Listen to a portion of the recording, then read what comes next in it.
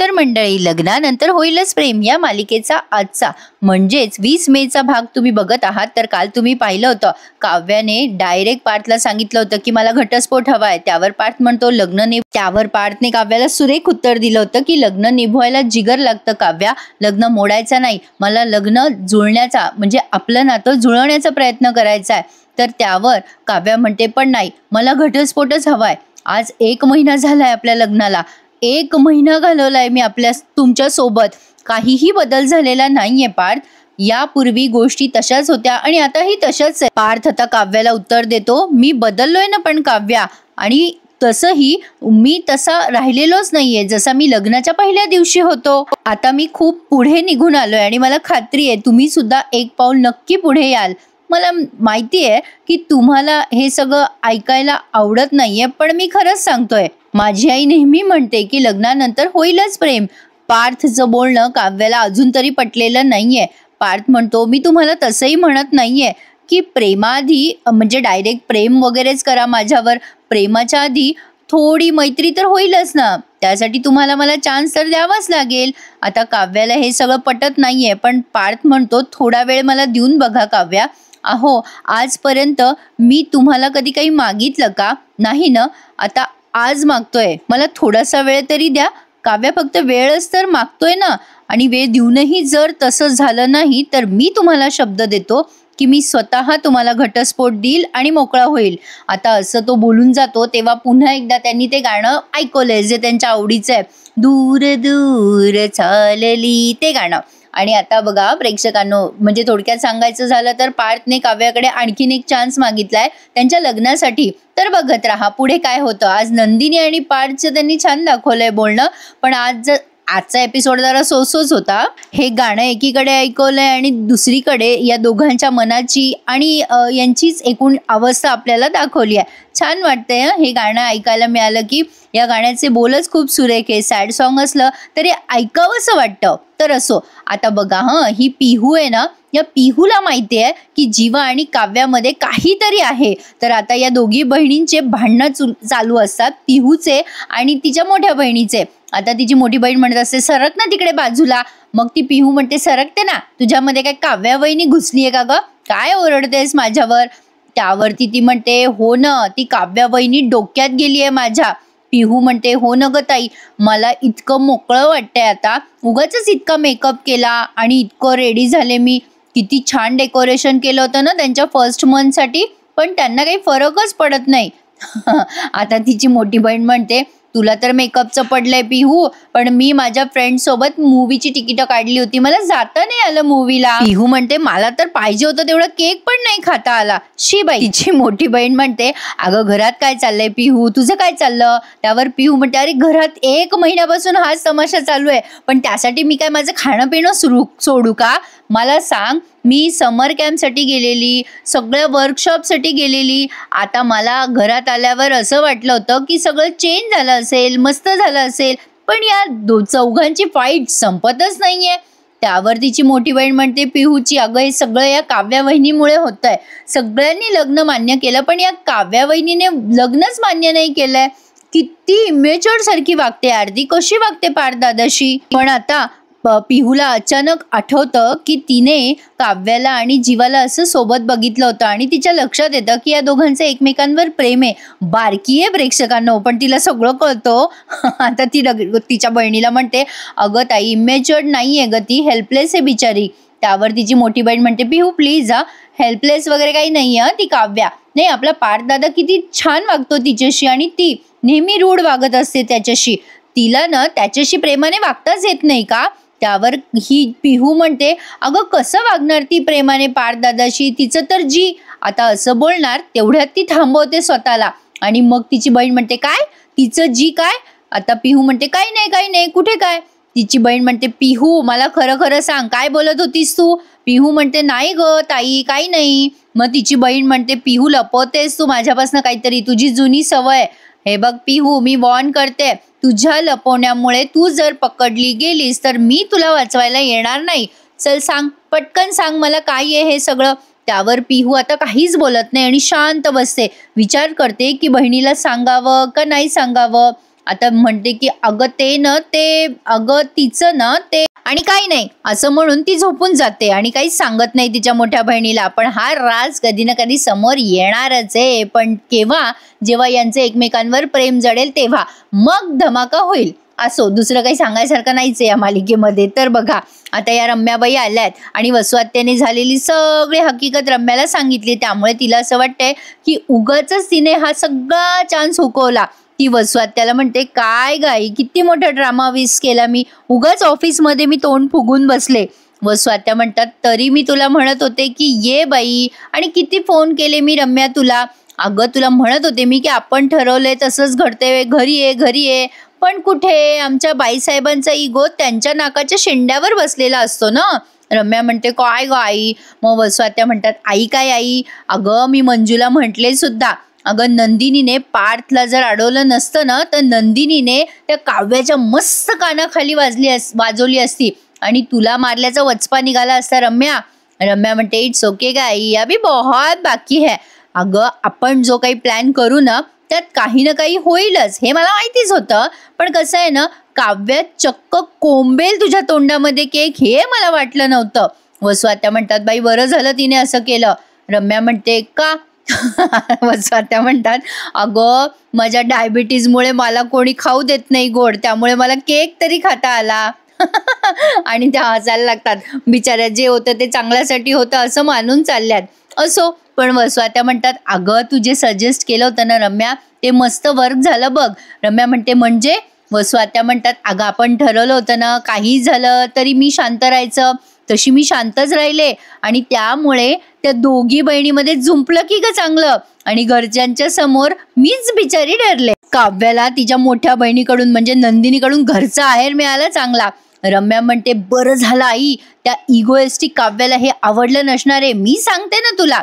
आता या संधीचं सोनं केलंच पाहिजे आई आपण. अगं आपण आता काय करू, काव्या आधीच नंदिनीवर चिडलेली असणार आहे आणि त्या काव्याला सगळ्यांसमोर नवरा म्हणायचा गिल्ट आला असेल तो वेगळाच. आता वसुहत्याला जरा टेन्शन येतं, रम्याचं ही असं का बघते, विचार करते म्हणून. आणि वसुहत्या तिच्याकडे नॉनस्टॉप बघतात.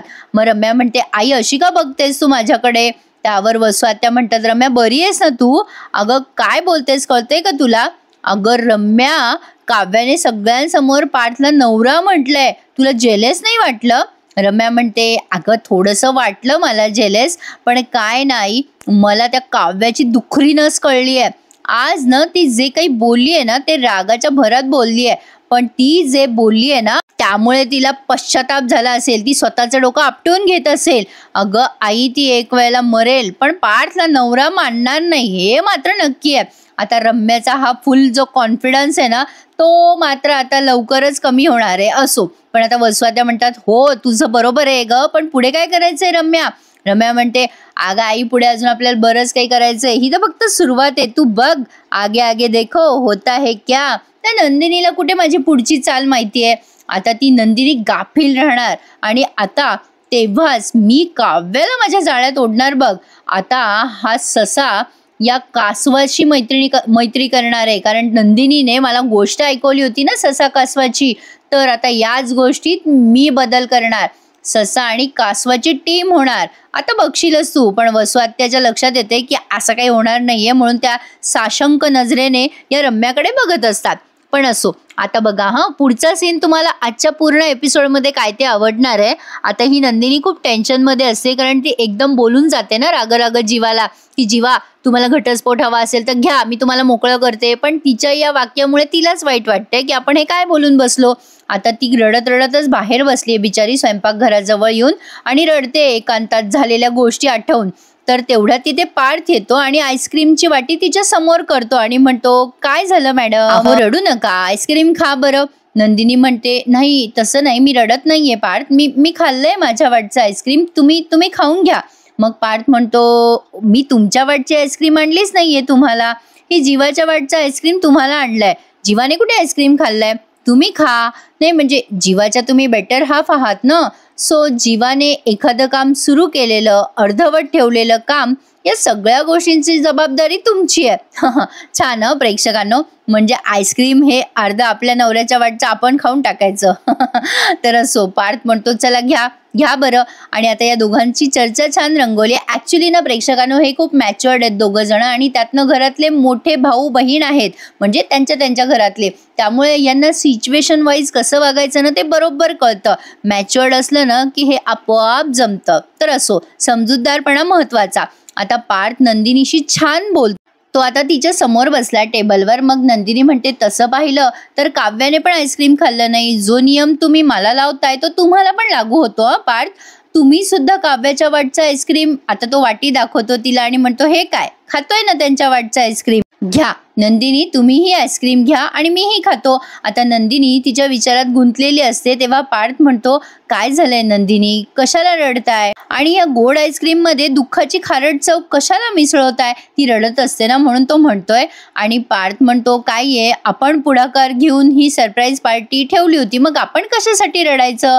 आपण किती छान गिफ्ट आणले बरं. मी इतकं मस्त परफ्यूम आणला होता, तुम्ही तो कपल वॉचेस आणले होते. काय कपल वॉचेस आणले होते हो तुम्ही, कमाल. म्हणजे आठवण आली की दाबायचं बटन, प्रेम उतू चाललं की दाबायचं बटन, मिस करत असलं की दाबायचं बटन. ओ नंदिनी, तुम्ही हिंदी पिक्चर जास्ती बघता ना. तो तिला हसवायचा प्रयत्न करत असतो. आता ती गोड हसते. मग पार्थ म्हणतो असंच हसत जा आणि आता हसलात ना ते आईस्क्रीम गोड लागेल बघा तुम्हाला.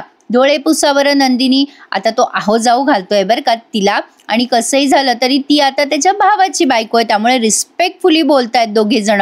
आता सोबतच बोलतात दोघं. एक सांगू म्हणजे दोघांची विचार करायची पद्धत एकच आहे ना, फ्रेंडशिप या नात्याने ते बोलतायत. तर बघा आता नंदिनी म्हणते बोला ना तुम्ही. पार्थ म्हणतो नाही तुम्हीच बोला नंदिनी, जास्ती ताणू नका, बोलून टाका बरं. 1 2 3 म्हणायच्या आत पटकन बोलून टाका.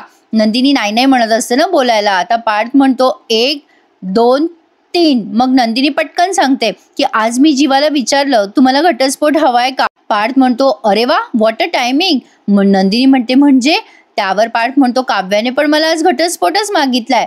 आता या दोघांना समजे ना असं कसं. नंदिनी म्हणते काय, काव्याने तुम्हाला घटस्फोट मागितला, मूर्ख आहे की काय ही मुलगी. पोरखेळ वाटला का तिला लग्न म्हणजे. घटस्फोट हे काय सोल्युशन आहे का कशावर. आता ही पटकन उठून उभी राहते पार्थच्या समोर. आता पार्थ म्हणतो बरोबर आहे तुमचं, हे सोल्युशन नाहीच आहे, पण हीच गोष्ट तुम्हाला लागू होत नाही का नंदिनी. नंदिनी आपलं ठरलं होतं की नाही, इतक्यात हार मानायची नाही. जीवाला कसंही बोलू दे, कसंही वागू दे, पण आपण अजिबात हार मानायची नाहीये नंदिनी. आता नंदिनीला ते आठवतं पण तिला बिचारीला टेन्शन आलंय. अरे बापरे प्रेक्षकांनो, या म्हणजे या मालिकेमध्ये डोक्याला शॉर्टच आहे. पण असो, खूप सेन्सिटिव्ह मालिका आहे ही. आता पार्थ छान म्हणतो की काय नंदिनी, काव्या तुमच्या घरातली दुसरी मुलगी आहे आणि जीवा आमच्या घरातला दुसरा मुलगा. हे जे मधले भावंड असतात ना, त्यांना सतत असं वाटत असतं की घरामध्ये जे काही लाड होतात, प्रेम होतं, म्हणजे जे काही प्रेम केलं जातं ते फक्त मोठ्या भावांना आणि धाकट्या भावांनाच. त्यांना असं वाटत असतं की आपल्याला कोणी काही विचारत नाही, आपल्याला कोणी काही सांगत नाही, आपल्याला कोणी काउंटच करत नाही.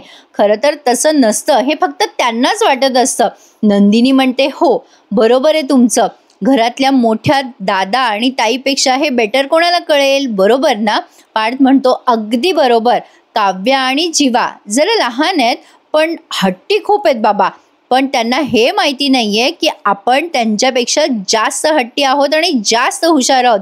त्यामुळे त्यांच्या समोर हा डिवोर्स रूपी बॉम्ब आपण ठेवायचाच नाही नंदिनी. नंदिनी म्हणते मग काय करायचं आपण पार्थ. मग पार्थ म्हणतो जे माझे बाबा लहानपणी म्हणजे आम्ही लहान असताना करायचं ना, आपण ते करायचं.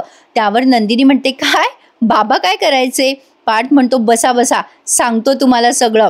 आता पार्थने त्याच्या लहानपणचा किस्सा नंदिनी सोबत शेअर केलाय, जो ऐकायला छान वाटलाय, तर ऐका. आता पार्थच्या समोर बसली आहे ही नंदिनी. पार्थ म्हणतो आमचे बाबा काय करायचे, दिवाळीमध्ये त्यांना असं वाटायचं की आम्ही त्यांच्या माघारी किंवा त्यांच्या समोर जास्ती फटाके फोडू नये, म्हणजे त्यामुळे प्रदूषण होतं ना, हाताला लागू शकतं, कुठे इजा होऊ शकते. त्यामुळे आमचं सगळं लक्ष ना कायम रॉकेट आणि सुतळी बॉम्बकडे असायचं.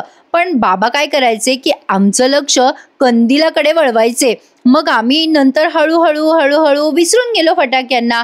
आम्हाला सवय होत गेली. आमची दिवाळी फटाक्यांसाठी नाही, तर नंतर आमची दिवाळी हळूहळू कंदिलासाठी आणि रोषणाईसाठी होत गेली. नंदिनी म्हणते हो छान कल्पना आहे, पण मग नेमकं ह्यात आपण काय करायचंय पार्थ?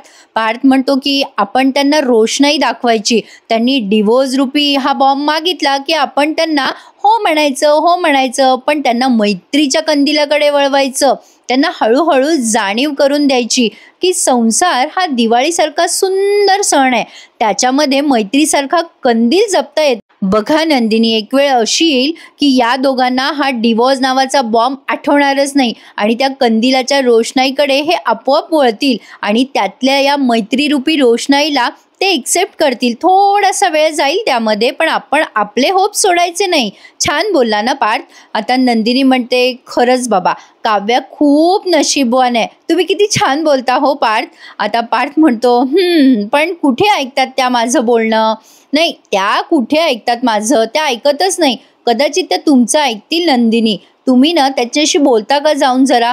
नाही, काव्याला तुमच्या इतकं घरामध्ये कोणी समजू शकत नाही, मी सुद्धा नाही. त्यामुळे मला असं वाटतंय की तुम्ही जाऊन त्यांच्याशी बोला, प्लीज एकदा त्यांच्याशी बोला, म्हणजे काहीतरी उशीर होण्याच्या आत आपलं बोलणं झालं पाहिजे असं मला वाटतंय.